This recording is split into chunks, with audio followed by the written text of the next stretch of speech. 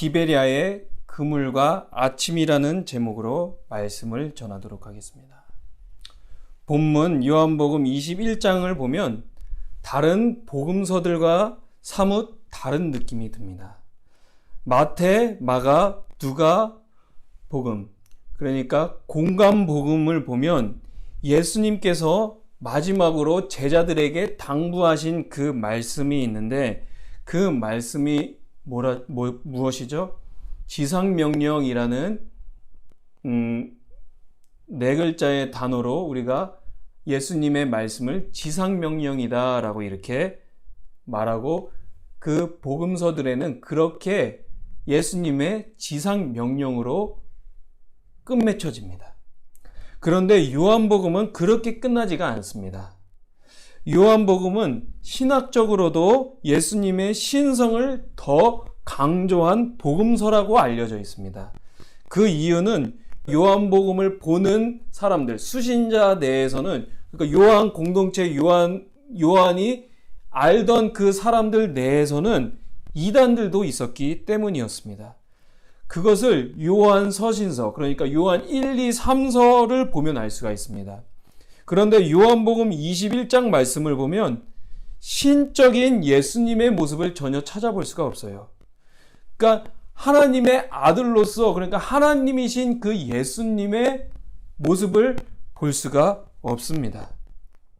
이 말이 무엇이냐면 예수님의 그 사역 가운데에 예수님께서 부활하신 후에 그 모습을 보면 예수님께서 부활 이전에 행하셨던 그 놀라운 모습들을 찾아볼 수 없다라는 것입니다.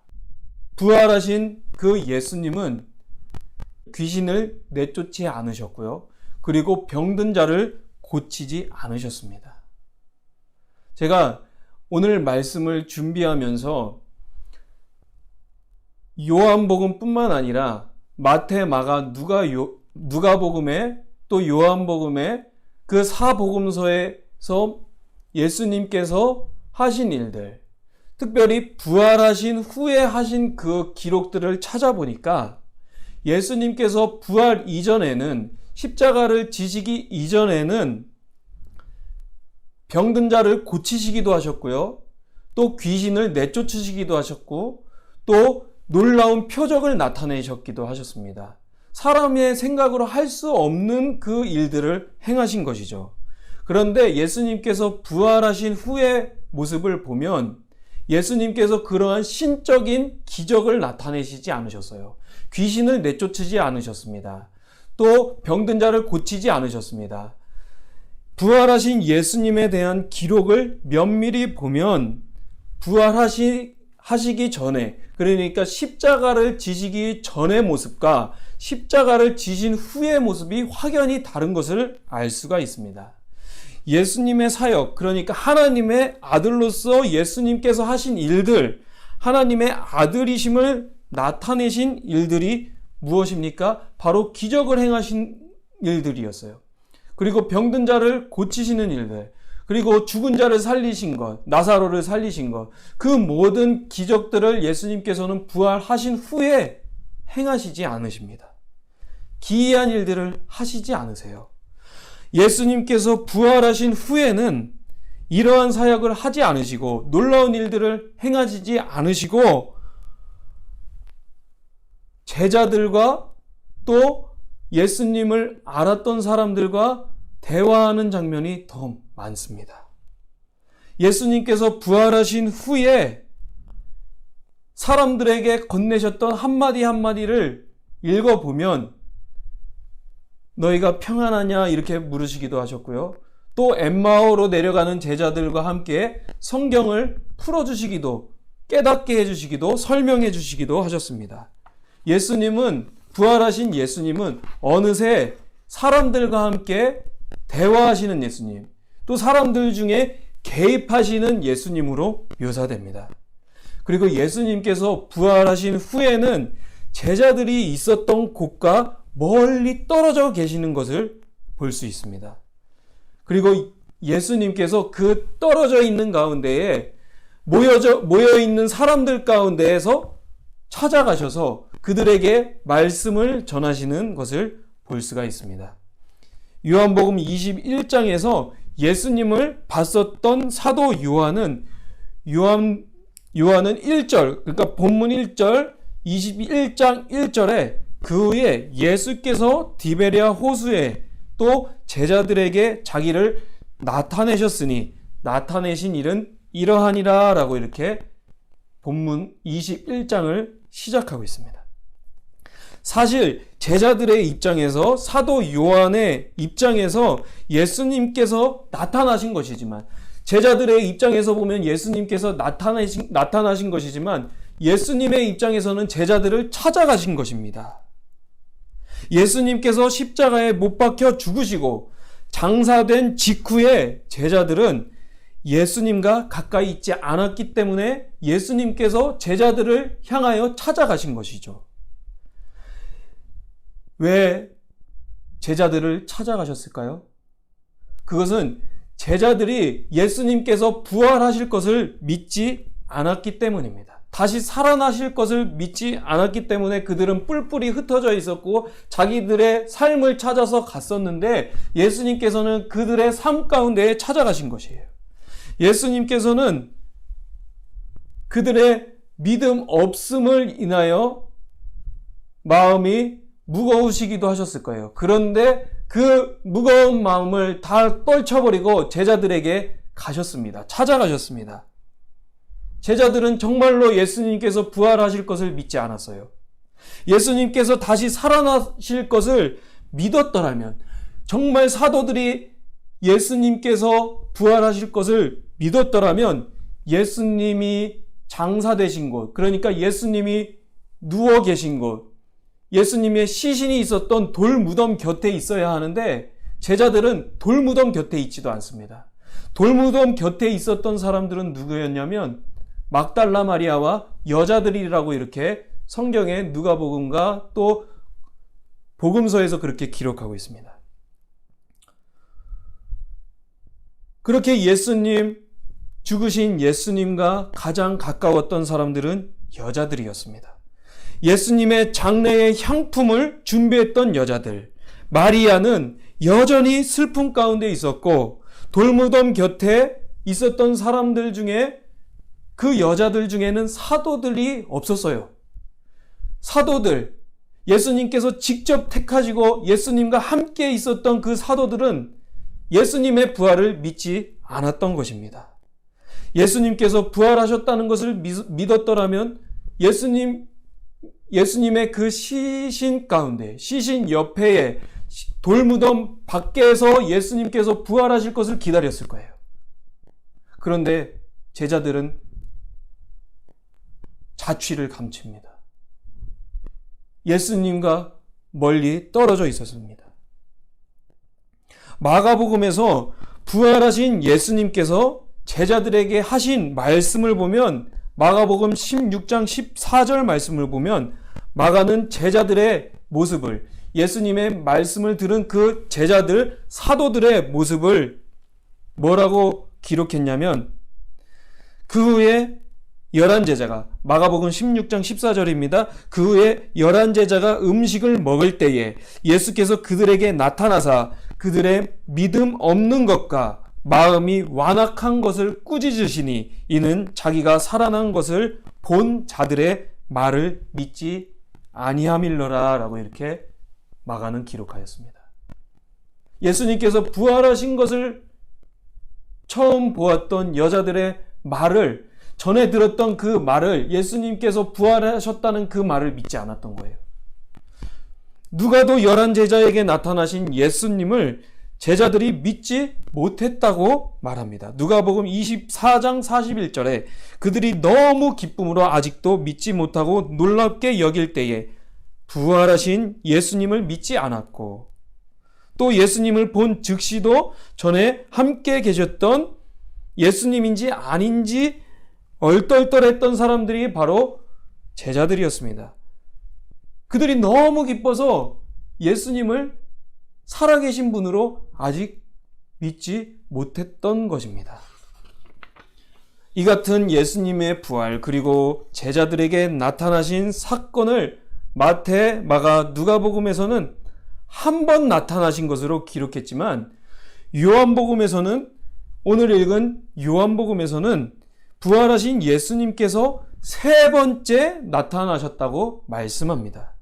본문 14절에 이것은 예수께서 죽은 자 가운데서 살아난 후에 세 번째로 제자들에게 나타나신 것이라. 이 구절은 다른 복음서에는 기록되지 않은 말씀입니다. 이 말씀을 통해 알 수 있는 것이 무엇일까요? 예수님께서는 제자들과 멀리 떨어져 계셨다는 것을 알 수 있습니다. 제자들과 예수님의 거리는 그만큼 떨어져 있었어요. 제자들 가운데는 예수님의 부활을 보고 예수님의 손과 옆구리에 손을 넣어보지 않고는 믿지 아니하겠노라 말한 도마도 있었습니다. 예수님께서 십자가에 못 박혀 죽으신 후에 예수님과 제자들은 그만큼 떨어져 있었고 예수님을 믿는 믿음에서도 떨어져 있었던 것입니다. 그래서 마가는 그들이 믿음 없음을 예수님께서 꾸짖으셨다고 이렇게 기록한 것입니다. 예수님과 멀어졌던 제자들, 그리고 요한복음 20장에서 이미 예수님을 목격하고도 말씀을 듣고도 어느새 예수님과 떨어져 있었던 사람들, 제자들이죠. 제자들 중에 시몬 베드로는 나는 물고기 잡으러 가노라 이렇게 말하기도 했습니다. 시몬 베드로와 함께 있었던 제자들은 다시 예수님을 몰랐던 때, 예수님을 만나지 않았던 때로 돌아갑니다. 과거의 모습, 그 모습 그대로 돌아갑니다. 그들은 왠지 모르게 무력해 보입니다. 배에 오른 그들은 허탕을 치고 말아요. 물고기를 잡으러 갔었던 그 제자들은 밤이 새도록 아무것도 잡지 못했더라라고 이렇게 3절 말씀에 기록하고 있습니다. 나는 물고기를 잡으러 가노라 시몬 베드로가 말했고 그들이 시몬 베드로와 함께 있었던 이들이 우리도 함께 가겠다 하고 나가서 배에 올랐으나 그날 밤에 아무것도 잡지 못하였더니 라고 이렇게 기록하였습니다. 그들은 밤새 그물을 던졌어요. 그들이 할 수 있었던 최선의 것을 했습니다. 그런데 그물에 아무런 고기가 잡히지 않는 거예요. 그런데 그 광경을 보신 예수님께서 뭐라고 말씀하십니까? 6절 말씀에 그물을 배의 오른편에 던지라 그리하면 잡으리라 라고 이렇게 말씀하셨고 이에 제자들이 던졌더니 물고기가 많아 그물을 들 수 없더라 라고 이렇게 말씀합니다. 그렇게 예수님께서 말씀하시고 그 말씀을 들었던 또 순종했던 이들이 놀라운 일을 경험한 것이죠. 그런데 그 거리가 매우 떨어져 있었어요. 그렇게 떨어져 있었던 제자들이 다시 예수님과 가까워지기 시작합니다. 그 물고기를 잡아서 그들은 육지로 갑니다. 그런데 그 육지 가운데에 예수님이 계셨어요. 해변 가운데에 예수님께서 계셨는데 제자들이 그 육지를 밟자 그 가운데 무엇이 있었냐면 숯불과 떡과 물고기가 있었습니다. 9절 말씀에 육지에 올라보니 숯불이 있는데 그 위에 생선이 놓였고 떡도 있더라 이렇게 말씀합니다. 제자들이 그날 밤 그러니까 그물을 들고 갈릴리 호수로 갔었던 그날 밤에 제자들은 얼마나 배고팠을까요? 밤이 새도록 그물을 던졌는데 아무것도 잡히지가 않는 거예요. 그들은 또 던졌겠죠. 이번에는 잡을 수 있을까? 이번에는 물고기가 한 마리라도 있지 않을까? 그들은 최선을 다해서 그물을 던졌습니다. 그러나 그 그물 가운데 있었던 것은 아무것도 없었어요. 날이 새도록 그렇게 그물을 던졌던 것입니다. 밤에서 날이 새도록 던졌다라는 것은, 그물을 던졌다라는 것은 적어도 6시간, 7시간 동안 갈릴리 바다에서 그들이 그물을 던지는 것을 반복했던 것이에요. 아무것도 잡지 못했으니까 그들은 배가 무척이나 고팠을 것입니다. 그런 제자들의 배고픔을 아셨던 예수님께서는 미리 생선과 떡을 준비하셔서 그들에게 10절과 같이 말씀하신 후에 12절과 같이 말씀하십니다. 와서 초반을 먹으라. 이 모든 일들이 어디에서 있었던 일이냐면 갈릴리 호수, 갈릴리 바다 최남단의 디베랴에서 있었던 일들이었습니다. 디베랴, 그 갈릴리 호수 최남단에서 이러한 일이 있었어요. 요한복음 6장 말씀을 보면 디베랴가 한 번 이전에 등장했던 것을 요한복음 6장 말씀을 통해서 알 수가 있는데요. 그 요한복음 6장에서는 예수님께서 제자들에게 먹이겠느냐? 수많은 군중들이 예수님 앞에 오자 이 많은 무리들을 먹일 수 있겠느냐 이렇게 말씀하셨던 예수님께서 요한복음 21장에서는 손수 떡과 물고기를 준비하셔서 제자들을 먹이십니다. 그때 제자들 중에서는 이분이 누구냐라고 감히 묻는 자가 없었다라고 이렇게 말씀하고 있습니다. 여러분, 삶의 자리에는 예수님의 자리가 있습니다. 예수님께서는 늘 저희와 함께 가까이 계시길 원하십니다. 그러나 사람에겐 예수님을 떠나려는 본성이 있습니다. 하나님을 떠나려는 본성이 있습니다. 나는 물고기를 잡으러 가겠노라. 예수님을 만났던 그 이전의 모습으로 돌아가려는 본성이 있습니다. 본능이 있습니다. 예수님과 함께 살았던 제자들이 그러했습니다. 예수님의 부활을 들었던 사람들인 사도들이 예수님을 떠났어요. 사도들이 그러할진데 예수님을 보지도 않았고 예수님을 목격하지도 않았던 저희들의 마음은 어떻겠습니까? 삶의 문제와 여러 가지 환경 때문에 우리는 예수님을 떠나려는 본성이 있다는 것이에요. 그러한 사람의 본성, 예수님을 떠나려는 본성은 어떻게 보면 지극히 자연스러운 것입니다. 그러나 그런 사람들에게 예수님은 찾아가세요. 예수님께서는 믿음을 주십니다. 그 믿음은 나도 모르게 자라는 것이고 어느새 예수님을 부인할 수 없게 됩니다. 왜? 찾아오신 예수님을 믿어지는 때가 있기 때문에, 어느새 나의 믿음이 자라나고 있기 때문에 그렇습니다. 지금 예수님께서 정말 부활하셔서 내 삶에 살아계신지, 내 안에 계신지, 하나님께서 내 곁에 계신지, 나와 동행하시는지 때때로 우리는 의심하며 살아가고 있지는 않습니까? 하나님께서 나의 삶 가운데 부재 중인 것처럼 느껴질 때가 있어요. 여러분, 예전에 메신저 많이 써보셨죠?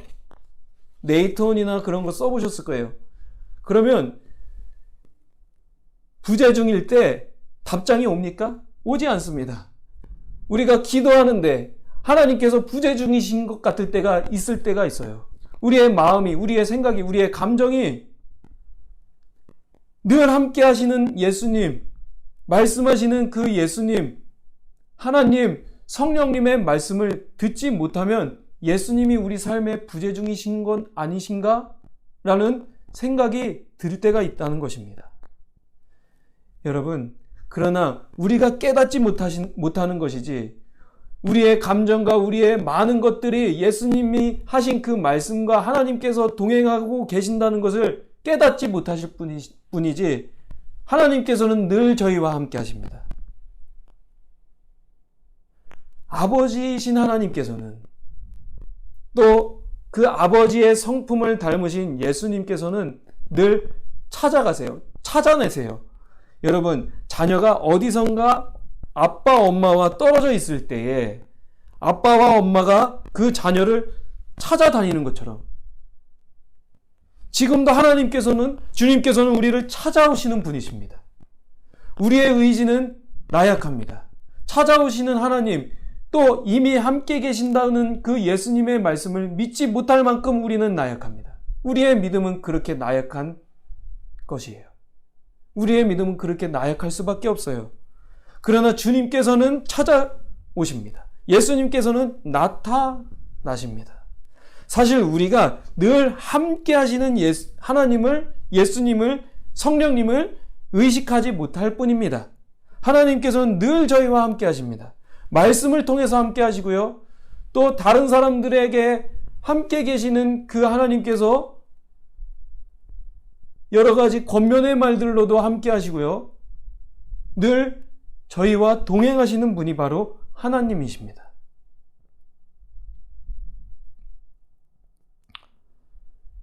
우리가 언제 하나님의 함께 계심을 의심하고 정말 하나님께서 살아계시냐 이렇게 의심하고 반문할 때가 있는데, 그것은 바로 고난 중에 그렇습니다.